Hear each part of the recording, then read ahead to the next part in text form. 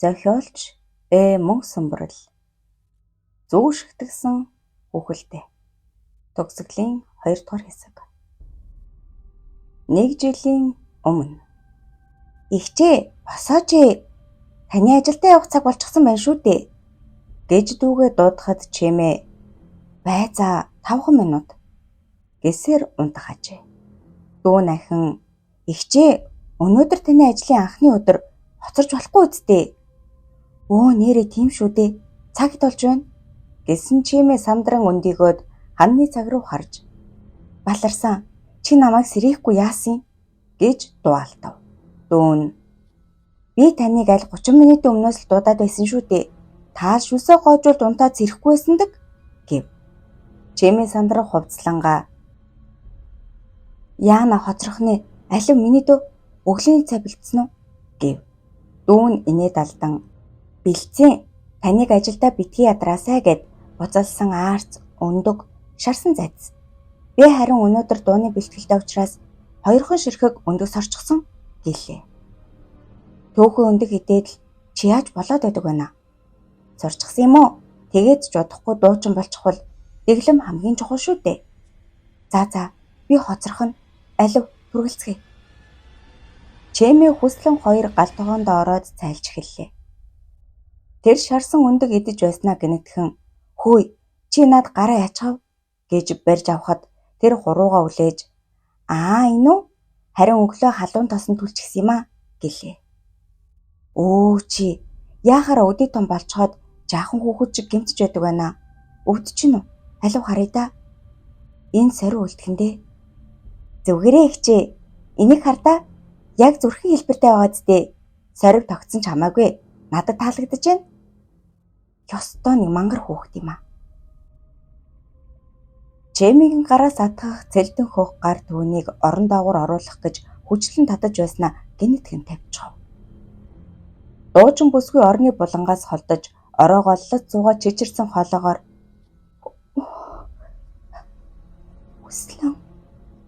хүслэн энэ чи үсттэй ихчтэй гомдоо юу? Яагаад намайг ингэж байгаа юм бэ? Гэд гиншин уйлж эхлэв. Тэр хэсэг уйлж байгаад жаахан ч гэсэн тавьшрах бололтой эргэн тойрны хэсэг ажив. Төөнийг уйлахтаа зэрэгцэн гинших дуу хоолой бүдэгхэн сонсогдно. Чимээ зог тусан чимээгүй болов. Гиншин уйлахдаа түүний орон дороос тодоос тод сонсогдов.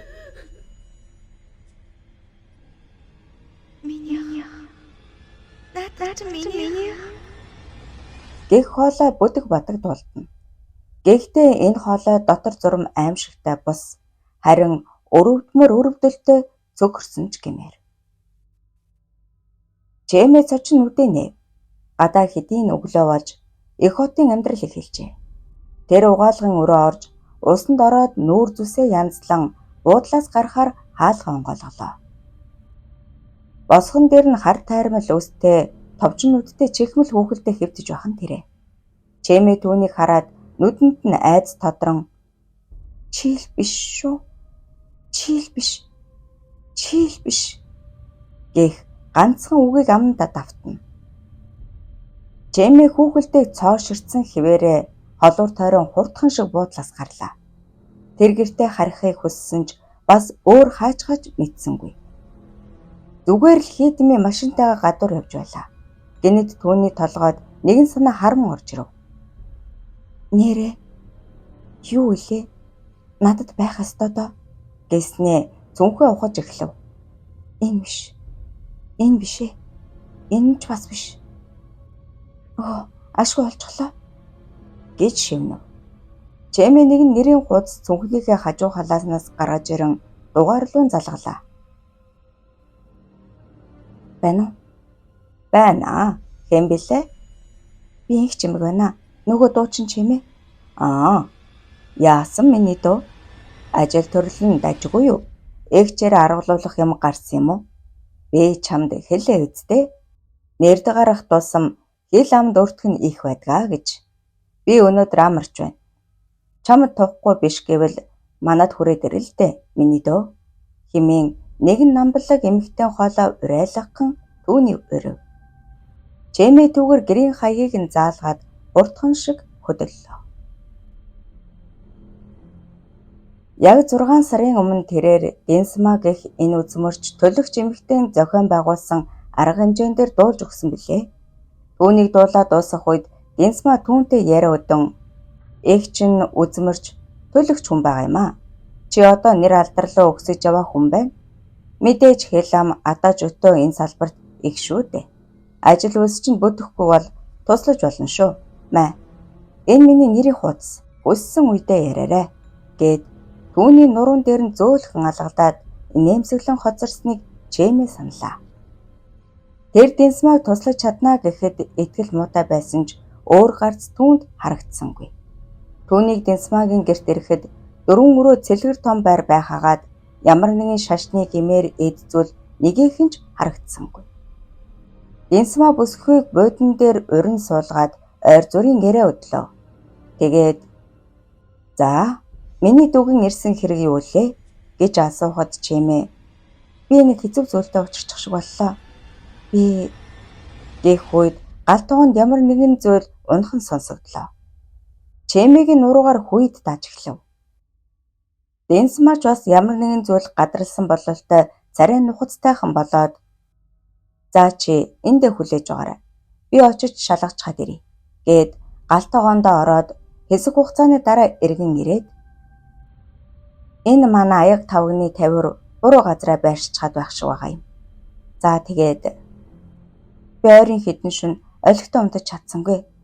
Унтах гэхээр" энэ удаа кодоор онгойж байсан төмөр хаалга хүчтэй хаагдхан дуулдлаа. Дэнсма мөн очиж үзчихэд буцан ирээд "За тэгэхээр чамайг ямар нэг юм дагаад байгаа юм байна, тийм үү?" гэхүүл Чэмээ дуугүй толгой тавив.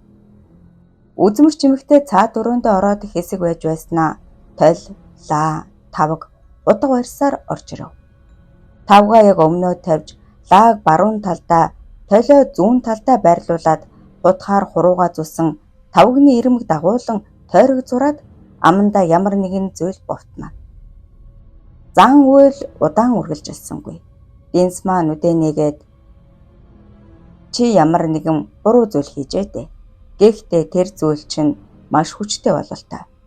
Яг одоо надад юу хийснийг хэлэх хэрэгтэй байна. Тэгэхгүй бол би аргалж чадахгүй л болов уу" гэв. "Би хаанаас нэхлэхээ мэдэхгүй л байна да. 1 жилийн өмнө" "Та болил доо. Би хашгирлаа шүү." "Тэгэлдэ. Тэгээд хашгир.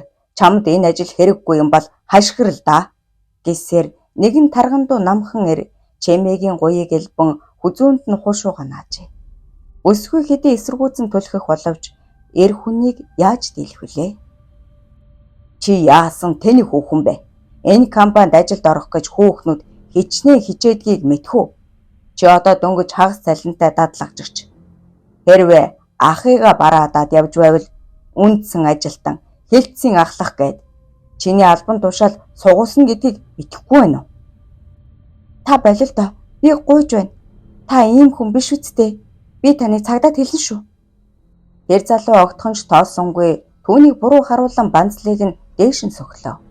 Чэмээ сандран тийчгтээ өсгөдөө гутлаараа залуугийн хөл дээр дэвсчихв. Залуу өвдсөндөө царай нь барааж "Яй! Яаж байгаа гэж вэ? Аятайхан яриад байхад юм ойлгодоггүй малвай" гэд түүнийг алгадаж унгав. Тэгснээ дээр нь суугаад цамцны довчийг нь хуу татан тайлж эхэллээ. "Цагдаа шүүх гээд яхав дээ. Эцсийн эцэст чи юм олж долоохчгүй мэд үү?" Чэмээ уйсаар нүд нь улааж хавдсан царайтай бас бөгсөн биеийн хүндүүрлэж арай ядан гуйвлан гэрлүүг алхана. Гэрийнхээ үдэн зогсоод хувцсаа янзлан нүүрэндээ үлээлэг инээмсэглсээр хаалгаа онгойлголоо. Хүслэн яран хаалга руу гүйж ирээд "Ихчээ, энийг хардаа. Би удахгүй дуучин болноо. Энэ миний гэрээ" гэд Чэмээ рүү цаас сарвайгаад "Би ширээ зассан. Манайх бас зочинтой байгаа шүү. Ингээд та зүгээр үү? Нүд чинь улаагаад хавтчихсан байна. Би Чэми түүнд бүхнээ ярин уйлжхмаар байсан ч нулимсаа арай ядан барьж байлаа. Та битгийг ажиллаад бай. Үүр ядаргаанд орчгож. Альвэ наашир гэсээр түүнийг дагуулan том өрөөнд ороход нэгэн залуу сууж байв. Танилт манай найз залуу Дөлгөөн гэдэг юм. Аа, зөв. Намайг инх чимэг гэдэг. За, их чинь өрөөнд орж унтлаа. Та хамт суухгүй мүү? Ядраад байна. Та хоёр суучих. Та юм өөдгүй штэ. Дүүн бүхэл бүтэн гэрээ байгуулчаад тэмдэглэх гэж байхад чинь ажил ундаж амрын энтер гэдэл би танд огтхон ч хамаагүй юм шүү. Одоол биш шүү. Хүслэн гуй.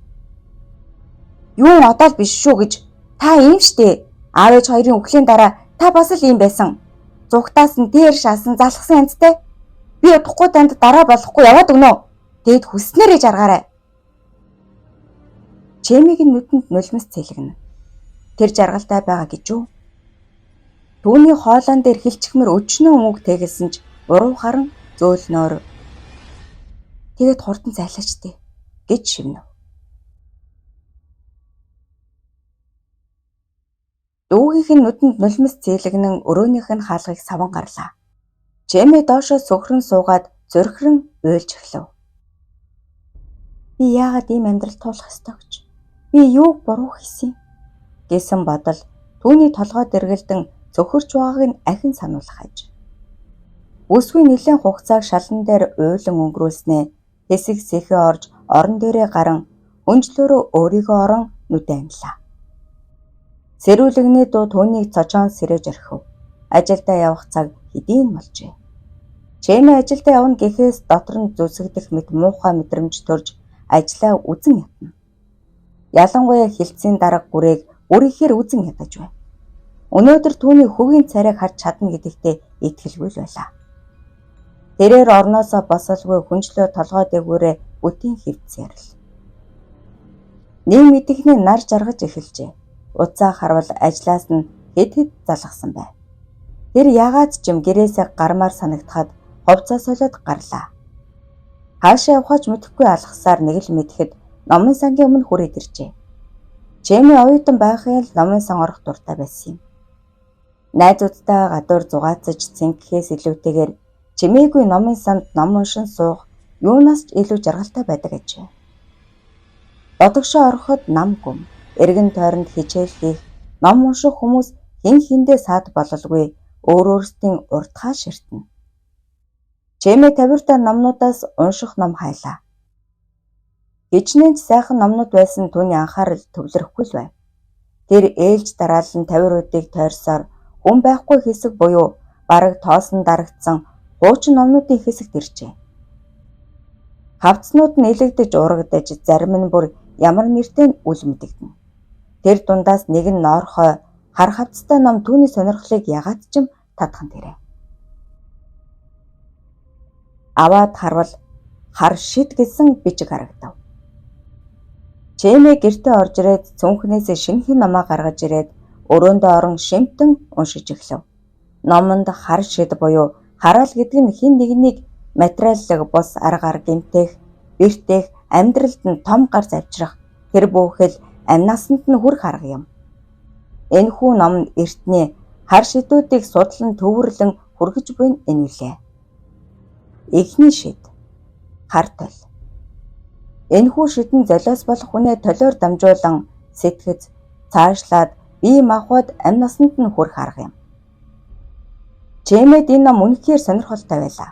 Тэрээр бүх хараалыг шимтэн уншиж бас ягаад ч юм туршиж үзмээр санагдаад болж өгсөнгүй. Уул нь тэрээр үүнд итгэлгүй байсан ч бүрээ гих амьтныг үзэн ядаж болдог бол ахиж хармааргүй эсвэл шанганд хүртээмэр санагдаж байлаа.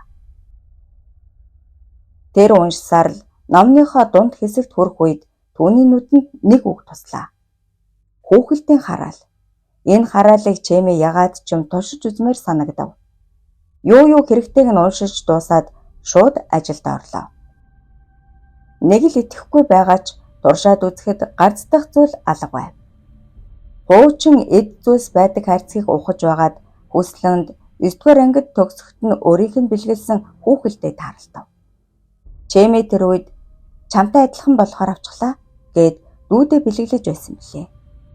Дүү нь хүүхэлдээндээ жигтэйхэн хайртай байсан учраас үргэлж үлсийг нь самнан хичээлээсээ эрэнгүүтээ хүүхэлдээгээ тэврээд авдаг байв. Нэг удаа өрөөс нь нүд нь салжхаар нь Жэмээ аргалж товчоор шинэ нүд хийж өгч байжээ. Энэ яг болно гэж амандаа өглээд хүүхэлдээг авч ёслолтой бэлтлээ. Ном зааварсны дагуу хүүхэлдээгээ давсан тойрог дотор суулгаад таванлаа энд тент насаан худгаар хурууны өндгөө зүсв. Тойрог дотор учир нь үл мэдэх дүрс бичээд амандаа гүрээ гэж бовтнов. Ёслолын бэлдэх ажиллагаа дуусаад сүүлийн хэсэг болох зөв аавн хүүхэлдээнийхээ зүрхэн хэсэгт гүн гихч нь атгалаа. Түүний сэтгэл ягаад ч юм тайвширч нөгөө их үзэн ядалт багсаж одоо л хэвэн байдалтай очвоо гэмээр боллоо. Өөрийнхөө юу хийж байгааг хараад шоолон мушийг аядаад юмсаа цэгтлэж номоо цааш нь тавив. Шүн дундын үед утсан дуугарч байна. Нойрмоглон авахад нэг залуу "Чимгээгчээ хүслэн эмнэлэгт байна. Эмч зүрхний шигдээсгээд байна. Та хурдан хүрээд ирээч. Одоо яах вэ?" гэж хашгирч байлаа. Жэмээ яриагаа дуусгав. Хаяа нэг урсах нулимсаа гараараа арчин сууна.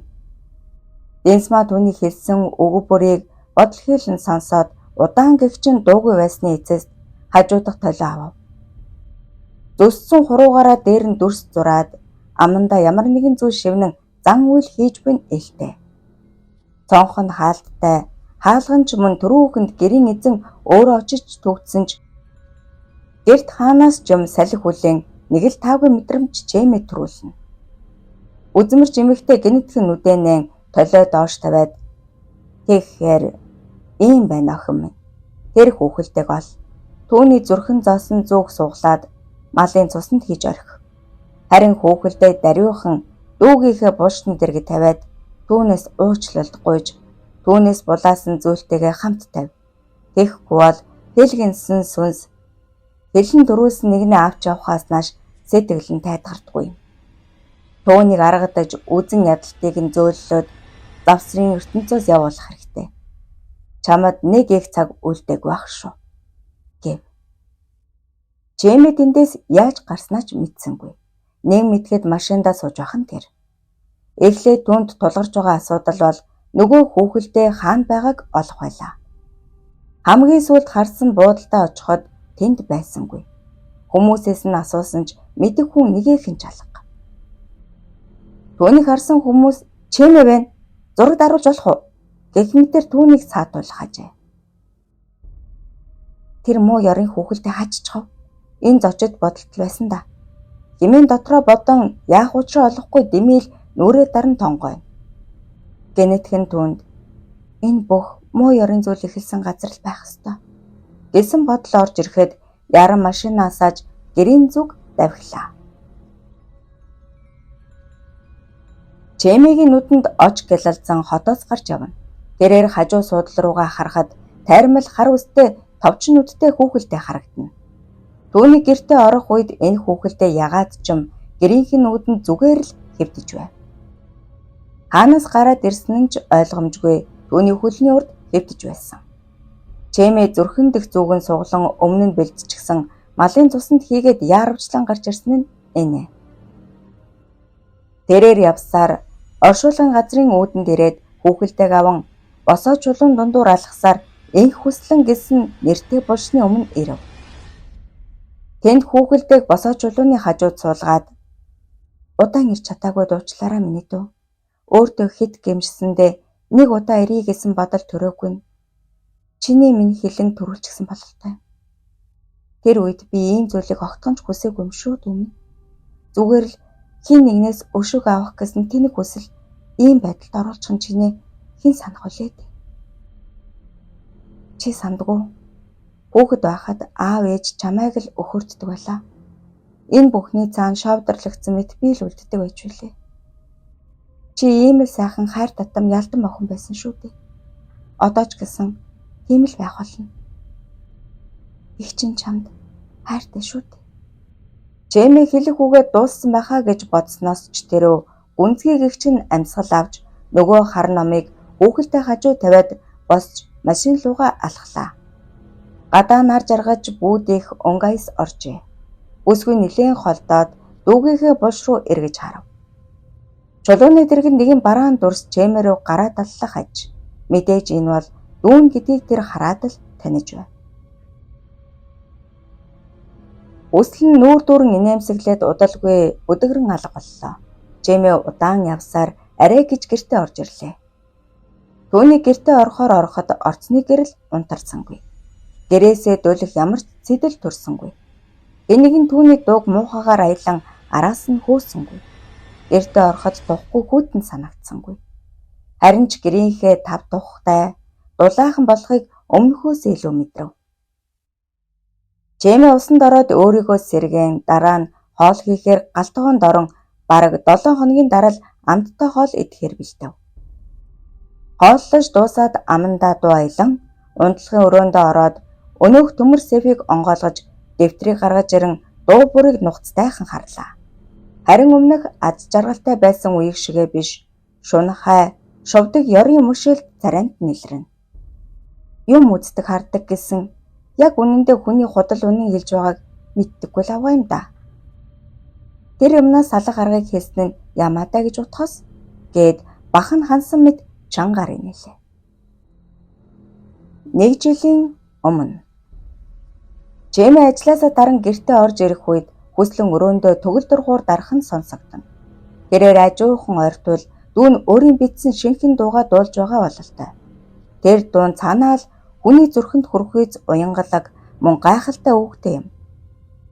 Хайртыг минь надад өгөөч. Хамаагүй би хүүхэлтэй чинь болъё. Үслэнгийн дуун давтан Чэмээ хэдэн минут зогссоноо ч мэдсэнгүй. Нэг сэхэ ороод хаалгыг татан дотгош орлоо. Өө хичээ гээд хүслэн түүн рүү харан инээмсэглэнэ. Миний дуугаа зохиож байгаа мó? Хэдэн дуу бичсэн? Одоо бэлдэж үзэж байна. Хизээ шалгуулах юм? Удахгүй шалгуулна да.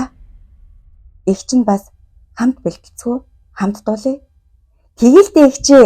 За эхэллээ шүү. Тэд зэрэгцэн дуулж эхлэхэд Чэмээд яагаад ч юм өмнө нь мэдэрч байгаагүй мэдрэмж төрөв. Хүслэнгийн зохиосон дуу түүний хоолойд төгс даарж байгаа ч юм шиг. Чэмээ яг дуулах мөчтөө эргэн тойрноо мартан өөрийнхөөрөө аз жаргалыг мэдрэн дууллаа. Хөөх ихчээ, та ястаа гоё дуулж байна шүү. Баярлалаа. Гэхдээ аав ээж чамайг илүү гоё дуулдаг гэд намайг тоодоггүй байсан. Та гэхдээ гоё хоолойтой юм аа. Та бид хоёрын хоолой хоршохороо бүрж гоё сонсогдож байна. Би одоо л та миний ард хоор хоолой болвол гоё байх та тийм ээ гээд инээх хүслэн Чэмээ үзэн ядсан харцаар төөнөв. Тийм зүйл болохгүй ахаа миний дөө. Би ажилтаа шүү дээ. Тэгээд ч удахгүй чи нөхөртөө болоод тусдаа гарчихна. Өлгөөн бид хоёр хамт амьдрах арай болоогүй агаа. Бас дээрийн явдалд намайг уучлаарай.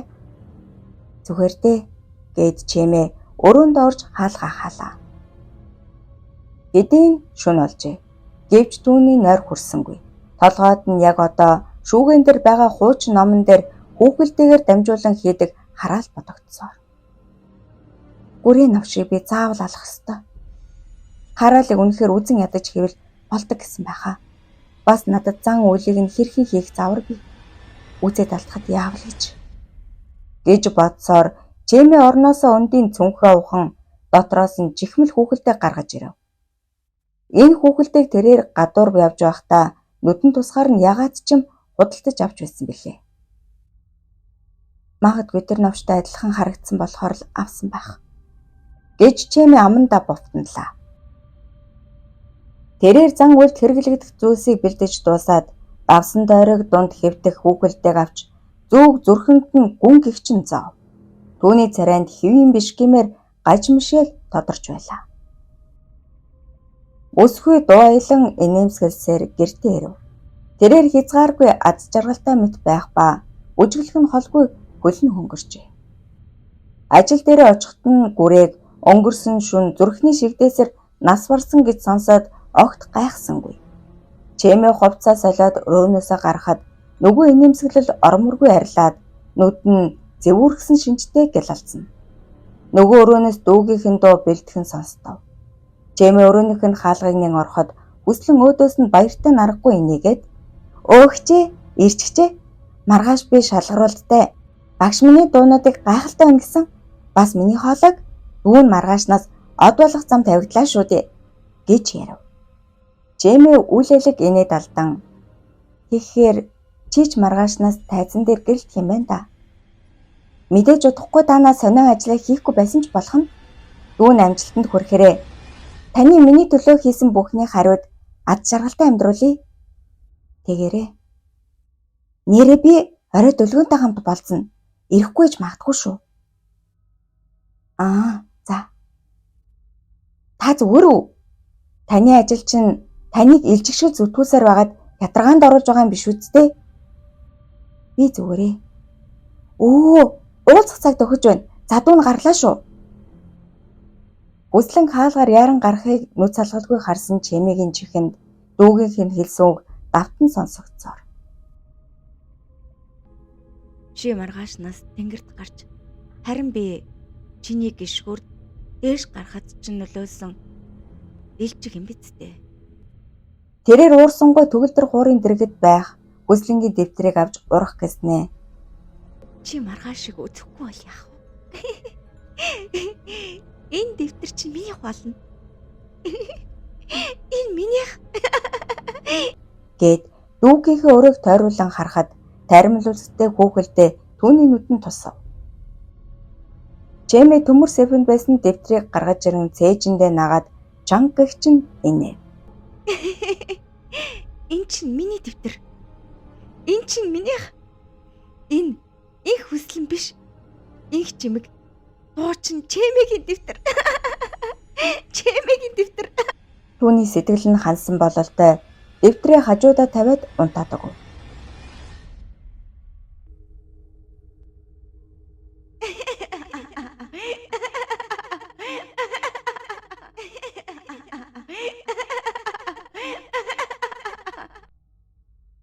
Жэмэ нүдэ алгуурхан нээлээ. Сая хүн инээс сонссон уу гэж өөрөөсөө асан хэсэг чимээ чагнаад. Би зүгдэлсэн баха. Мэдээж одоо юу байвал гэж дээ. Гээд дэрэндээ шигдэн нүдэ ханахад зочны өрөөнөөс яахын аргагүй хэн нэгэн эмэгтэй инээх дугаарна. Жэмэ сандран өндийгөөд хөнжлөөрөө бие хулчин сов. Үгүй. Ийм байх учиргүй. Би түүнийг явуулчихсан. Зочны өрөөнөөс гарах инээх дуу улам чанга болсоор удалгүй инээх биш хашгирах дуу болон өөрчлөгдөв. Жэмэ чихээ даран доош тонгон сууна. Бүх зүйл генетикийн юуч болоогүй мэт нам гүм болж ханны цагны чаг хийх дуул зогссон мэт амьдрал зогсоогүйг илтгэх аж. Тэр сандран юу болсныг нэгтлэхаар өрөөгөө нүдэрээ нэгжлээ. Гэтэл өрөөнийх нь хаалга удаанаар чахран онгон. Хаалганы завсараар цэлдэн хөх үзээрэн гар зухаж тэнийгэн өрөөнд орж ирж байгаа нь илтгэв. Жэмэ яхаа мэдэхгүй айснаасаа болоод тэр гар руу харсаар. Гар улам бүр цухаасаар мөр сэгсийсэн ус толгой бие сүүлд нь хөл. Яг одоо Чэмэгийн өмнө өгчгсөн дүүн зогсож байна. Харалсан нүд үзэн ядал тээсэн хав хар хүйтэн нүд түүнийг цооширтна. Жэмэ нүдэж салгаж чадахгүй. Хөдөлж чадахгүй орон дээр суусаар удалгүй хүслэнгийн хатсан хөх уруул хөдлөж үгээзэн хэлв. Миний дэвтэр миний. Жэмэ хажуу тийшээ харахад орон дээр нь дууныхан дэвтэр хэвдэж байх нь тэр. Салгалан байж дэвтрийг нь аваад түүний өмнө шидчихв. Нөгөө хий үзэгдэл амилсан бүгд дэвтрийг нь удаан ажигласнаа гэнэ чангаар дотор арзайлган муухай нийлээ.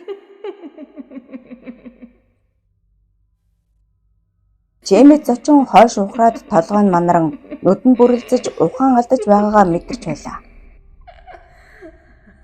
Түүний сүлд харсан зүйл нь дэвтрийг тэр аваад хаалгаар гарч явсан аж. Өсгүй сэрлээ. Тэр удаан ухаан алдснаа ч мэдсэнгүй. Юу болсныг эргцүүлэн гэнэт санан өндийж ороо хөрвүүлэн хайгаад ч дэвтрийг олсонгүй. Үнэхээр тэр авчихч. Би түүний гомдлыг тайлж буцаагаагүй байсан юм байх та. Тэр авгаан хий гэсэн зан үйл нь худлаа бижилтэй. Гээд орныхаа хажуу дахь гэрлийг асаахаар бие эргэж гараа сунгаад асаах утаснаас татав. Яг энэ мөчөд цэлдэн хөх нүүртэй яг нүүр туллаа. Чийч гэсэн миний ах. Хэдийн өглөө болжээ. Хоосон өрөөнд утас хангинсаар хинч үл хариулна. Удас хэсэг нам гүн болоод дахиад л дуугарна. Гэний дугаалгын өрөөний хаалга онгойж чимээ сандран гарч ирээд утсыг аван "Байна уу?" "Байна. Чимээ би байна" гэв. Тэр утасныхаа дэлгэцийг нэг харснаа "Өө, захирлаа сонсож байна" гэв. Утасны цаанаас нэгээр "За клипнийхээ зурганд бэлэн биз дээ" гэв. Би бүхэл амьдралынхаа туршид хүлээлээ. "За тэгвэл удахгүй уулзъя." "Өөнөрөө захирлаа." "Яасан?" "Би дуучин Чимээ гэдэг нэрээ дуучин хүслэн болгож болох уу?" "Юу?" Энэ үед оршуулгын газарт энх хүслэн гэсэн булшны хажууд тавьсан хуучин хар ном ягаад ч юм дэлгэгдсэн байх аж.